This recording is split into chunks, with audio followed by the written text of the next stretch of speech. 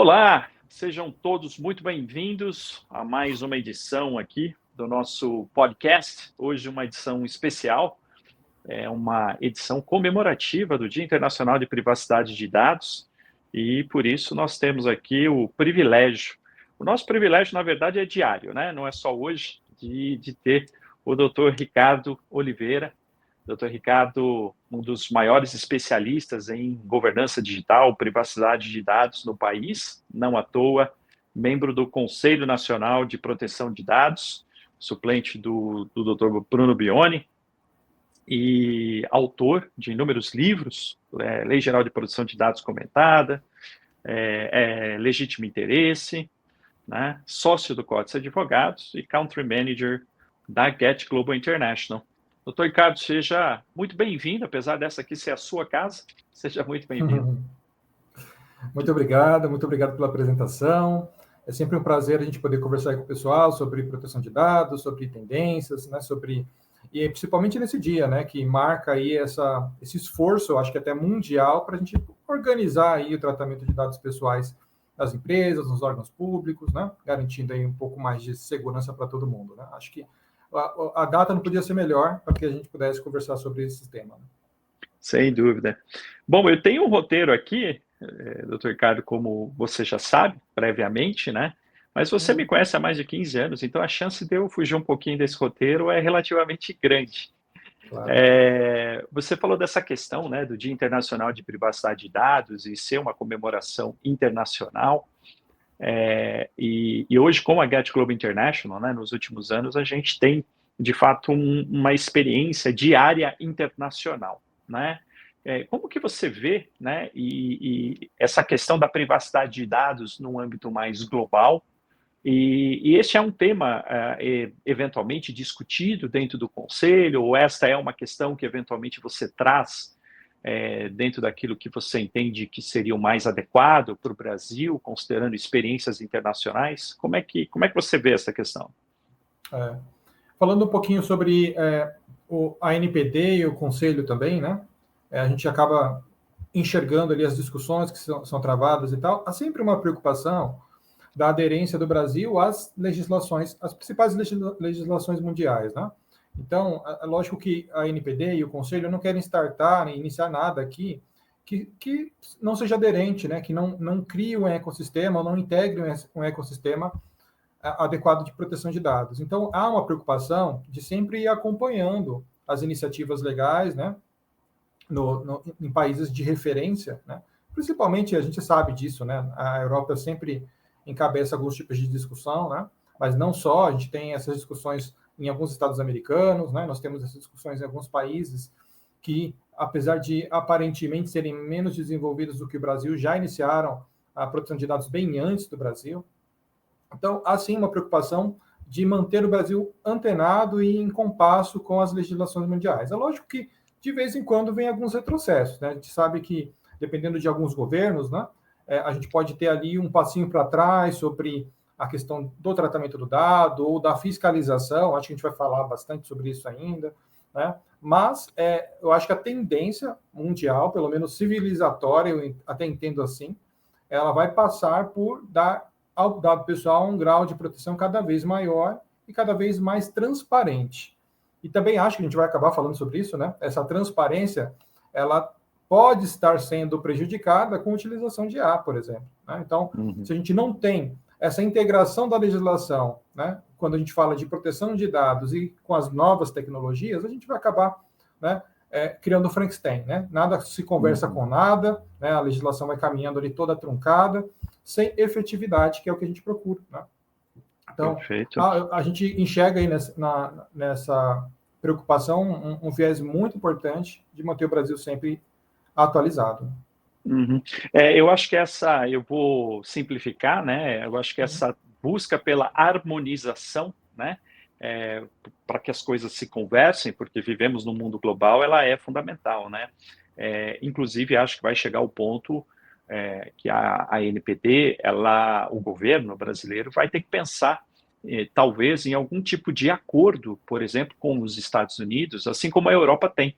Né? A ANPD regulamentou aí recentemente a transferência internacional de dados, né? E a gente tem aí, no dia a dia, uma certa dificuldade de fazer empresas, às vezes, norte-americanas, a entenderem cláusulas e mecanismos que foram criados pela regulamentação da NPD. A partir do momento que, eventualmente, a gente tiver um acordo entre os dois países, assim como a Europa tem com os Estados Unidos, talvez a regra fique um pouquinho mais clara, né? Agora, trazendo aqui para o Brasil, né? Eu acho que vale a pena a gente conversar hoje, nesse dia, né, Dia Internacional de Privacidade de Dados, das tendências que você, como membro do conselho, especialista em privacidade, né, com mais de 300 projetos de adequação nas costas, sendo DPO de empresas multinacionais, o que você entende como tendência para as questões de privacidade de dados para o ano de 2025, né, no que se refere a Brasil?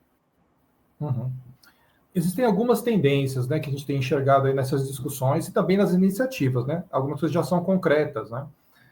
E parece papo, muitas vezes, de advogado, né, que gosta de apontar risco, mas não é isso não, gente. Às vezes a gente se depara com notícias que nem sempre tinham uma visibilidade tão grande assim, que surpreende todo mundo. Então, essa última notícia, por exemplo, que, se não me engano, foi de novembro ou dezembro, da fiscalização de 20 empresas pela NPD, por uma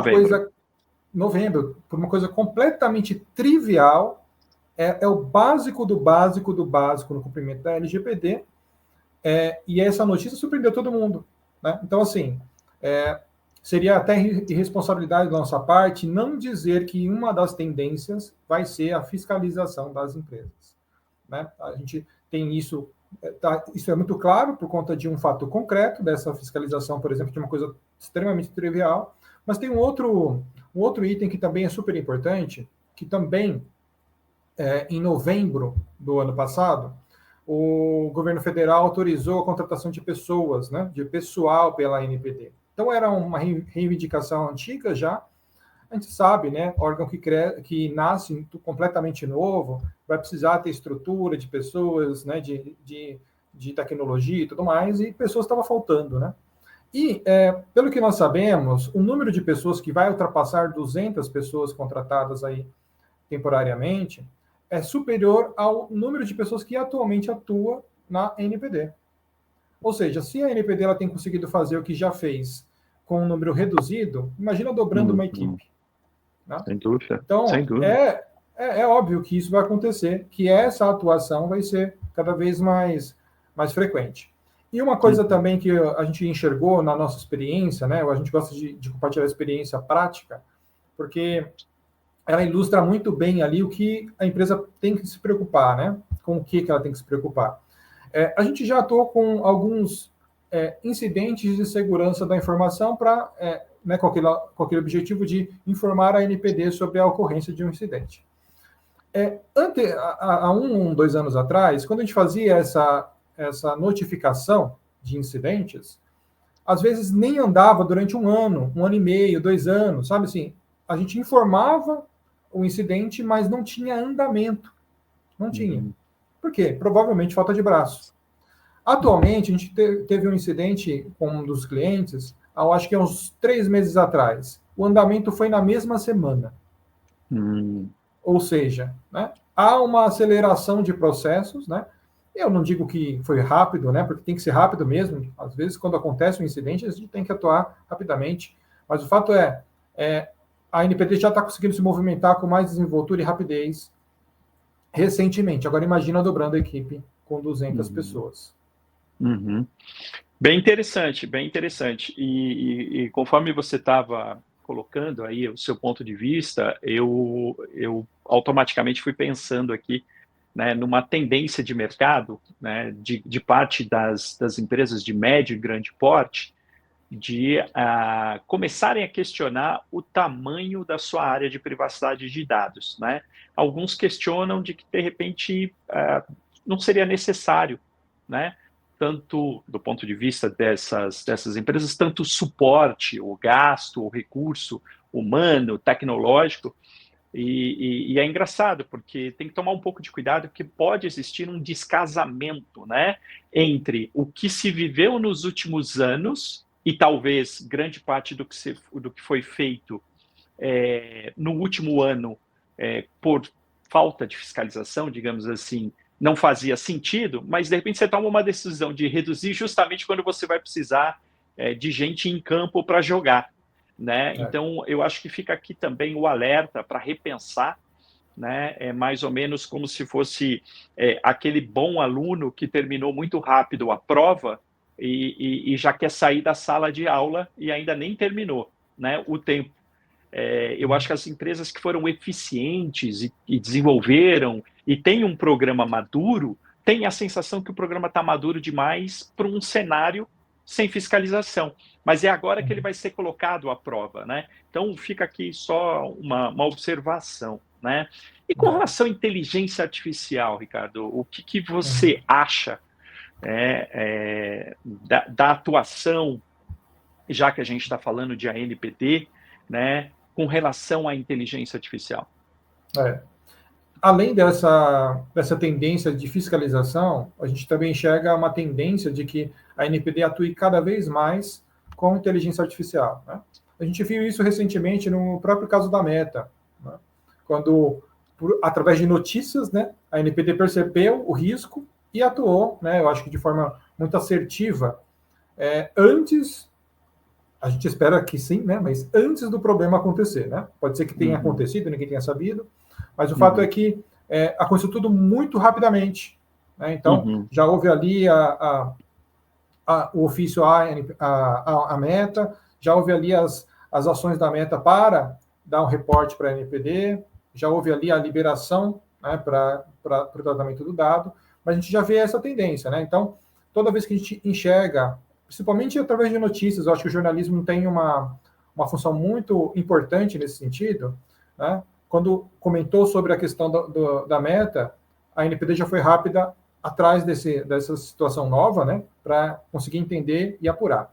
Então, assim, isso é prático, né? Então a gente está falando de um fato, mas a gente também tem visto algumas iniciativas da ANPD, como, por exemplo, ela publicou um edital no final do ano passado, chamando pesquisadores para um sandbox da inteligência artificial, né? Tentando ali criar um ambiente de controlado, né, um ambiente controlado, para tentar ali ver como que a inteligência artificial vai se comportar dentro desses sistemas de tratamento de dados pessoais, o que é extremamente importante, né? E aí eu já trago, pode ser até uma polêmica aqui, tá, gente? Mas eu já trago até uma questão que eu acho super importante, tem a ver com a inteligência artificial, tem a ver com essa iniciativa que a ANPD ela adota quando vê algumas notícias aí na mídia. Por exemplo, essa decisão da Meta de diminuir ali aquela verificação, vai modificar ali o método de verificação de fatos, né, nas publicações e tal. E até me lembrei, por conta de uma aula que eu fui dar, me lembrei de um caso antigo já, você deve lembrar, de uma publicação na rede social que dizia que uma determinada pessoa estava praticando um tipo de magia contra crianças, e essa pessoa foi linchada na própria cidade. Na Baixada Santista, em Guarujá. Em Guarujá, por conta de uma notícia que apareceu nas redes sociais. Então, onde eu quero chegar com isso? Primeiro, né, foi tratado o dado pessoal, né, a pessoa estava identificada ali naquela situação, era fulana de tal que estava fazendo tal coisa, passou pela rede social, né, poderia ser objeto de uma verificação de fatos, ou pelo menos de uma verificação de risco ali, né, dependendo das manifestações de violência, né, que podem ter nas postagens. Você poderia ter a adoção pela Meta de algum tipo de metodologia para tentar frear aquele tipo de publicação, até ter mais clareza sobre aquilo. E agora, em tempos mais recentes, com a IA ela tem toda a possibilidade de conseguir fazer isso com muito mais eficiência, né? Então, assim, a IA ela tem a ver com rede social, tem a ver com tratamento de dados pessoais, tem a ver com o aumento de risco no tratamento de dados pessoais das pessoas, né, que podem ser afetadas por decisões e por publicações que são tomadas ali de forma inconsequente, responsável. Eu até, desculpe me alongar na resposta, mas eu até vi o artigo de uma ex-juíza, né, ela atua com privacidade de dados também, mas ela é uma ex-juíza, ela tem um viés de sempre atribuir ao Poder Judiciário, né, a obrigação de ser esse moderador. Então, ela até diz, olha, mas quem que vai dizer o que é fato e o que não é fato? Então, a gente tem um Poder Judiciário para fazer isso. Gente, quem é advogado sabe muito bem que o Poder Judiciário demora para se movimentar, e dependendo do caso, a gente vai ter que escalar isso para recurso, e até que isso aconteça, como que você tira uma notícia falsa? Né?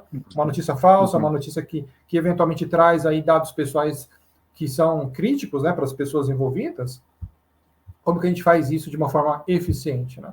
Obviamente que o Poder Judiciário não é a resposta para isso. Não, sem dúvida, esse assunto, né, esse tema é um tema lá do artigo 19 do Marco Civil, me lembro das discussões lá na época do Marco Civil da internet, e os especialistas, né, na época a gente defendia muito que o modelo que deveria ser adotado não é o modelo que está no artigo 19, deixar só para o judiciário essa questão. Né? A sugestão na época era o sistema, na época norte-americano, do notice and take down. Né? A rede social não tem responsabilidade até que alguém notifique do conteúdo ilegal, aí ela sim passa a ter a responsabilidade de retirar em 48 horas, sob pena, aí sim, de ser responsabilizada, e aquele que pediu a retirada do conteúdo, se ficar comprovado que o conteúdo é ilegal, ele passa a ter responsabilidade. Claro. Eu mesmo já mudei um pouco de opinião. Acho que isso também, só esse sistema, também não funciona. Hoje eu sou favorável em fatiar. Né? Eu acho que tem situações que requerem uma urgência e elas são líquidas e certas quanto à sua ilegalidade, que a rede social tem condição, ainda mais com inteligência artificial, como você colocou, de já tomar uma medida preventiva, mas acho que para outros casos não é salutar a rede social ter tanto poder. Sim. Acho que um outro grupo seria o notice and take down, deixar para a própria população identificar e se responsabilizar por essa retirada de conteúdo. E aí, por último, eu acho que tem um grupo de situações que é muito, muito cinzento, que aí deveria ficar para o judiciário, porque aí realmente requer apuração de fato, né? Às vezes você tem conflitos de direitos fundamentais constitucionais, que é difícil você fazer um balanceamento, então eu iria mais por esse lado aí. Agora, também vale a pena aqui a gente colocar a proatividade, digamos assim, da Meta, quando ela foi notificada pela ANPD, né, quanto à suspensão do uso de dados pessoais de brasileiros para treinamento da sua IA. Né? Ela adotou inúmeras medidas que normalmente a gente sugere para as empresas de transparência, etc. e tal, e foi muito interessante, pelo menos do meu ponto de vista, ver que tudo aquilo que a gente faz e sugere tem um efeito prático na vida da empresa, no negócio da empresa, né? Então, eu acho que foi um grande exemplo de que todo esse investimento em desenvolver um programa de privacidade de dados, investimento em manter o programa, em dar treinamento, né, em fazer tudo que a gente faz ali no dia a dia, ele tem um efeito prático a partir do momento que a NPD acabou suspendendo, né, depois, mesmo que ainda preventivamente, porque o processo ainda caminha, né, e seja a Meta ou qualquer outra empresa que fosse, né, o meu alerta aqui é de que, às vezes, a gente tem um investimento em questões jurídicas ou de mitigação de risco, mas que elas são muito efêmeras. Esse é um exemplo, acho que prático, de que funciona, de que traz uma consequência prática. Né? Outro tema que eu queria discutir aqui, Ricardo, é a questão de segurança da informação. Né? Não adianta nada a gente ter um programa lindo e maravilhoso lá, e né, quanto à forma de tratamento de dados, né, e o dado não está seguro. Né? A gente pode ter base legal, a gente pode atender requisição do titular, a gente pode aplicar privacy by design, a gente pode ter inúmeras coisas, e não adianta nada se eventualmente, né, não tiver o dado protegido. Como é que você vê essas questões e orientações de segurança de informação? Isso é um assunto discutido no Conselho? É bastante discutido, né? A NPD ela já publicou uma espécie de manual para segurança da informação para pequenas empresas, né? Pequenas e microempresas, que simplifica muito, né? É lógico, porque são pequenas empresas, têm uma condição diferente, né? Para adotar essas medidas, simplifica bastante as regras, né? E os mecanismos de segurança que são sugeridos ali. Mas existe uma preocupação real com as grandes empresas, né? Afinal de contas, quando a gente pensa em grandes empresas, às vezes não é só o tamanho de infraestrutura física, né? Às vezes uma Uber, né, que está em algum lugarzinho ali, tem milhões e milhões de titulares ali sendo impactados, né? O fato é que ainda não há uma clareza muito grande sobre quais são os requisitos básicos para que, num caso de uma fiscalização, a ANPD ela consiga classificar ali aquele controlador, aquele operador, se ele cumpriu minimamente aquilo que ele deveria cumprir, né? Adotou os mecanismos e as ações administrativas para manter o dado seguro, se ele conseguiu fazer isso num nível bom, né? Ou baixo. Então, existe pouca clareza quanto a isso. Então, há sim um movimento, né, para que seja criado também essas orientações de segurança da informação para o público em geral e não apenas para as pequenas e microempresas. E nesse sentido, né, na nossa atuação aqui, né, tanto no COTS quanto na Get Globo, a gente tem visto muitas ocorrências sobre vazamento de dados, né, ou até mesmo violação, né, eu vou usar um termo mais técnico, a violação do dado, que não só às vezes é o vazamento, mas é a indisponibilidade do dado em si, né? Então, parece que a gente teve agora uma nova febre de ransomware, por exemplo. E olha só, gente, eu acho muito, muito interessante o seguinte, né? A ANPD está muito ligada na questão da segurança da informação. Então, lá no formulário, por exemplo, na ocorrência de um ransomware, no formulário de comunicação de incidentes, eles fazem uma pergunta extremamente técnica, né? Então, já dá para perceber ali qual que é o viés. Eu quero enxergar tecnicamente a ocorrência. Então, só complementando esse exemplo do ransomware, quando você comunica um incidente, ela pergunta se houve extração do dado ou não. Porque o hacker ele pode entrar na empresa, criptografar a base, não retirar a base dali. Ela fica disponível, a gente já tem uma violação do dado, mas a gente não tem a extração. E ela pergunta, houve extração ou não houve extração? E tem que mandar a evidência. E olha só para você entender se houve extração ou não, a empresa tem que ter o controle sobre a rede dela. Transitou um pacote gigantesco de dados em algum momento. E eu já digo que grandes empresas, inclusive, não têm condição de manter esses registros por muito tempo. Então, se um ransomware, né, se um hacker atacou uma empresa com ransomware, sei lá, 1 ano atrás, e só agora ele fechou a iniciativa dele de extorquir a empresa, pode ser que ela já tenha perdido a informação técnica, né, de segurança da informação sobre o trânsito daquele pacote de dados dentro da sua própria rede. Então, achei super interessante porque demonstra muito claramente que a ANPD, sim, ela vai enxergar melhor a infraestrutura de segurança da informação das empresas para a apuração da responsabilidade sobre essas violações de dados pessoais. Então, imaginamos aí que nos próximos meses, né, ou até o final do ano, haja alguma nova publicação nesse sentido para tornar mais clara, né, essa medição do nível de maturidade das empresas. E para mim faz todo sentido, porque eu lembro de um episódio que nós entrevistamos um membro da ANPD, assim que tinha saído a regulamentação, tinha sido publicada a regulamentação da dosimetria, né? E a gente estava falando justamente de situações atenuantes, né? E óbvio que essa proatividade, né, e comprovação de que aconteceu, mas eu tinha ali padrões que eu segui, é muito importante para as empresas. Então, a partir do momento que a NPD determinar quais são esses padrões, fica mais fácil de comprovar que eu tive essa proatividade. E aí eu vou linkar com uma outra coisa, falando em proatividade, né, que é a recente decisão do STJ, né, aplicando questões ali de responsabilidade civil também em vazamento de dados, né? Você acha que essa vai ser uma tendência? Se você puder explicar um pouco melhor o que é esse entendimento do STJ? Foi bastante interessante, né? Porque nós que somos do direito, a gente sempre foi instruído, né? A gente foi ensinado a 2 tipos de responsabilidade civil, né? Que é a objetiva e a subjetiva. Uma delas depende da comprovação da culpa, né? Que é a subjetiva. Ou às vezes pode ser objetiva, não depende da comprovação da culpa, desde que haja um nexo ali causal entre a ação e o dano, né? Então a gente sempre ouve falar sobre esses 2 tipos de responsabilidade, que é o que comumente se aplica no judiciário também. Só que há uma construção muito interessante, né? O direito é muito rico. Há uma construção para dar uma nova visão a alguns tipos de responsabilidade, né, em alguns tipos de contexto.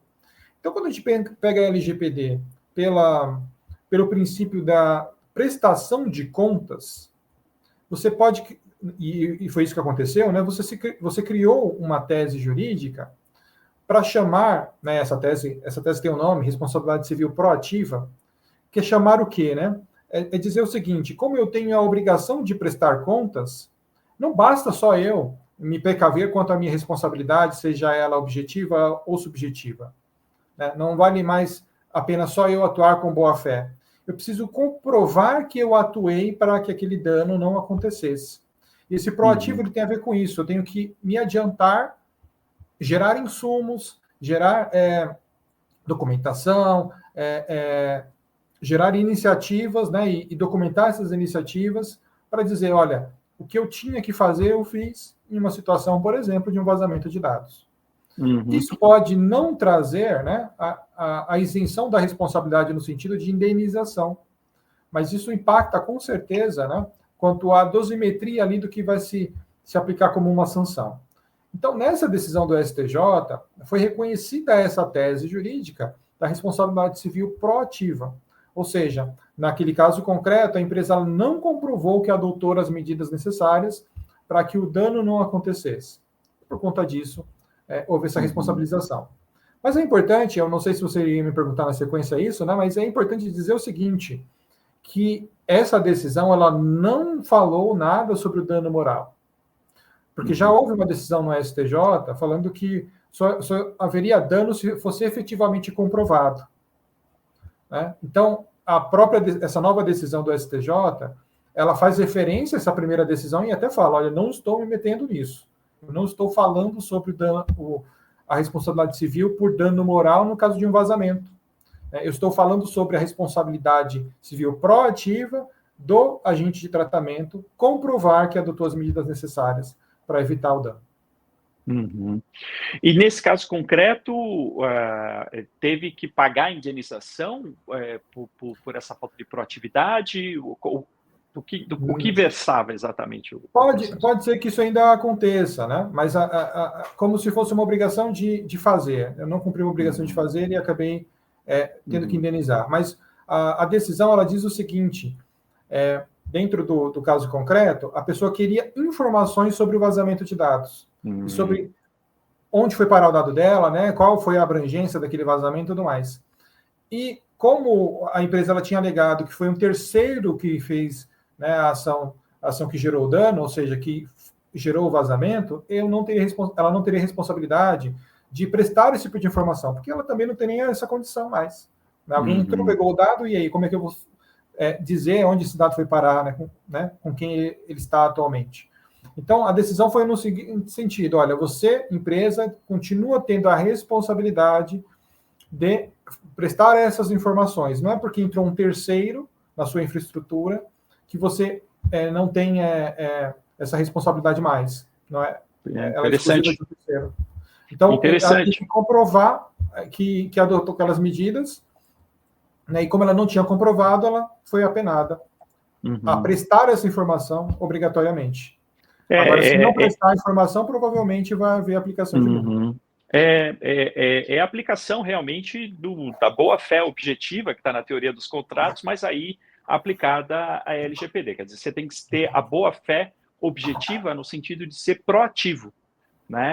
E é interessante porque muitas empresas que passam pelo problema, né, de um vazamento de dados se questionam muito se precisa realmente informar a NPD, se precisa realmente informar o titular, né? E agora a gente tem uma comprovação do judiciário de que precisa, né? Até porque isso está no artigo 6º, lá no inciso 10º, que é essa questão da prestação de contas, né? De prestar contas, de prestar informação a respeito, e agora sim, sob pena de, né, não cumprindo com essa obrigação, ter que pagar algum tipo de indenização, não pelo dano, mas pelo não cumprimento de uma obrigação. Muito interessante, essa tendência é algo aí também importante para a gente manter aí o radar, né? Continuar acompanhando. Agora, só para complementar Claro. esse viés, né, o que a gente enxerga para o futuro, quanto ao STJ, ainda não houve um caso concreto, né, com essa clareza sobre o tratamento de dados pessoais, aplicação do LGPD, em casos que envolvam dados pessoais sensíveis. Porque aquela premissa de que não se aplica dano moral presumido, considerando uma violação de dados, ela, com certeza, ela se vinculou ao fato de serem dados comuns. Nome, CPF, RG, dados comuns. Mas a gente ainda não tem uma decisão nesse sentido. Então, há uma possibilidade ainda de, nesses casos de vazamento, né, ou violações de dados pessoais sensíveis, a decisão do STJ não ser essa de não aplicar nenhum tipo de penalidade, porque são dados pessoais sensíveis, né? Não são dados pessoais comuns. Não existe ainda essa decisão, então a gente ainda tem que aguardar para saber até em qual turma vai cair, para saber qual é o viés dessa turma, para a gente poder enxergar como que ele vai se comportar, se vai reproduzir a primeira decisão ou não. Legal. Deixa eu te perguntar uma outra questão, como é que você vê o futuro de grandes empresas de médio porte, mesmo de pequenos portes, que tem um programa de privacidade de dados robusto, né? Pelo menos do ponto de vista dela, da empresa e dos profissionais que trabalham para ela, mas tem dificuldade de demonstrar isso para o mercado. Qual que é a tendência que você vê aí de possibilidades e formas de se mostrar essa robustez e essa conformidade com a LGPD? Nós costumamos até, na atuação com a Get Global, né, tem um produto parecido com esse objetivo, na verdade, né, esse objetivo de atestar, mas eu vou falar de 3 possibilidades aqui, e três tipos de serviço que a gente executa muito nos clientes para tentar aferir, né, esse grau de conformidade e o grau de maturidade dos seus programas, né? Geralmente a gente trabalha ou com uma pré-fiscalização, então a gente simula como se fôssemos os fiscais, né? Vamos ver aqui se a gente fosse fiscalizar a empresa, se o programa pararia em pé. É uma coisa mais informal, uma coisa mais tranquila, a gente vai conversando ali, né? Não tem lá muito estresse, né? Eu acho que talvez o primeiro patamar ali de atuação para a gente ver esse grau de maturidade.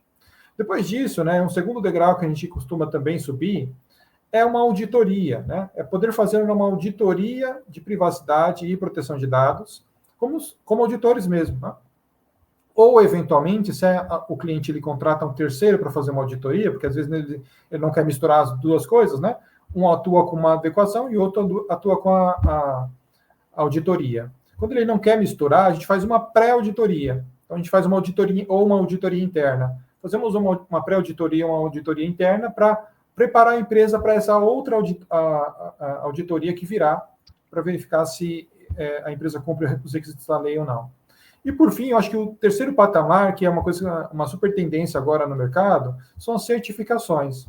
Mesmo ainda não havendo especificamente um processo dentro da NPD para dar a própria validade nessas certificações, é extremamente útil a gente ter a certificação de um terceiro dizendo que o nosso programa está ok ou não, né? A gente tem esse produto dentro da Get Global, né, que é o Privacy Proof, que é gerar ali alguns testes práticos para a gente verificar se a empresa ela tem cumprido aqueles requisitos, se aquilo que a gente planejou, né, está sendo executado, se as áreas se recordam, né, porque às vezes a gente manda as orientações, a área acaba fazendo outra coisa.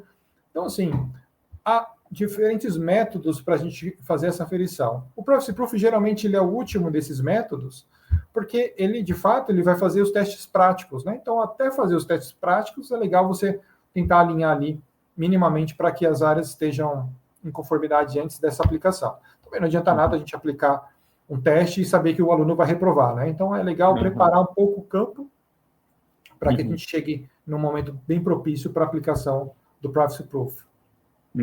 Muito bom. Alguma empresa no Brasil tem a certificação do Privacy Proof? Algum grupo econômico? Sim. Nós temos a G2L, que é uma empresa do grupo Gerdau, ela já tem essa certificação.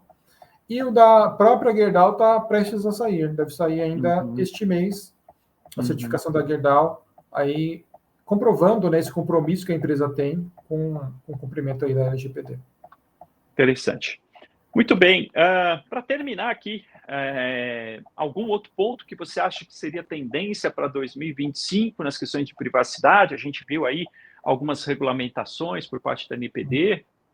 Eu acho que, para finalizar, vale a pena a gente conversar um pouquinho sobre transferência internacional de dados, por conta aí dessa regulamentação de agosto de 2024. Ela concede aí 12 meses, né, para as empresas se adequarem, né, nas suas contratações, mas falta muita coisa ainda, né, para a gente poder ter segurança jurídica nesse caso. Falta ainda a lista dos países considerados seguros, né? Quando o país é considerado seguro, a gente não precisa adotar nenhuma medida adicional. Falta ainda uma clareza e um processo mais bem alinhado para homologação das cláusulas específicas, né, quando a gente pode criar a própria cláusula para transferência internacional de dados entre empresas, né? Então, também a gente percebe ainda um pouco de dificuldade de instrumentalizar isso, até porque se a gente ainda não tem uma lista de países considerados seguros, é difícil a gente pegar, por exemplo, a GDPR e tentar adequar a cláusula que eles têm lá com a cláusula que deveria ser aplicada aqui, né, utilizando como padrão a cláusula que a NPD criou, para tentar a homologação. Então, assim, eu acho que essa lista de países considerados seguros tem que sair o quanto antes para que diminua esse esforço das empresas de tentar harmonizar suas cláusulas com N tipo de regulamentações e de legislações do mundo todo. Fica aí o conselho do conselheiro para que a NPD possa soltar essa lista o quanto antes aí. Ricardo, mais alguma coisa que você queira acrescentar antes da gente terminar? Não, acho que era isso. A gente falou aqui só para sintetizar, acho que coisas são super importantes, né? Só para sintetizar, tendências de 2025 que a gente enxerga para a privacidade, aumento de fiscalização, né? A gente falou bastante disso. A IA, eu acho que a IA ela vai oferecer grandes oportunidades e grandes riscos, né? E aí, também gosto, às vezes eu lacro algumas coisas, né? Eu tenho uma coisa que eu acho que é uma lacração, mas que é uma lacração boa, assim, é uma questão objetiva. Não dá para implementar IA nas empresas, principalmente quando a IA ela vai envolver dados pessoais sem ter um programa de privacidade bem estruturado. Não tem como, gente. É mais ou menos você colocar tudo num liquidificador, bater, mas aí você não vai conseguir mais separar nada. Então, você pode ter colocado dados pessoais ali sem base legal de tratamento, dados imprecisos, a gente pode colocar lá na batedeira da IA e depois não conseguir mais fazer a triagem, a auditoria, cumprir direitos dos titulares, então não dá para fazer isso, gente. Mas a IA era uma tendência, né, na atuação da NPD, as orientações de segurança da informação, a preocupação com a transferência internacional e essas decisões do STJ que tem aberto aí o olho de algumas empresas, né, para não apenas, né, enxergar o seu próprio programa como um programa pro forma ali, poxa, eu já fiz o que eu tinha que fazer, acabou ali. Não, eu tenho que criar insumos, tenho que me manter atualizado para que, havendo um problema, eu possa comprovar que eu atuei proativamente para que o problema não acontecesse, né? E a própria certificação pode ajudar também, né, nessa tentativa de comprovação ou de dar subsídios, né, na comprovação da sua proatividade. Bom, Ricardo, muito obrigado. Obrigado a todos aí que estão com a gente, né, acompanhando a gente nesse Dia Internacional de Privacidade de Dados. O podcast, o videocast, deem o nome que assim entenderem mais conveniente. Ele é, né, um canal de comunicação nosso constante, então mantenham-se aí antenados, muita coisa ainda por vir neste ano de 2025. Assim como foi em 2024, só que, conforme a gente conversou aqui com o Ricardo, membro do Conselho Nacional de Proteção de Dados, existe uma tendência forte de inúmeros assuntos que vão impactar a questão de privacidade de dados, sendo que talvez o que traga um efeito prático, digamos, para as empresas é essa atuação mais efetiva por parte da ANPD. No mais, agradeço aí a presença e até uma próxima oportunidade. Abraço. Um abraço a todos.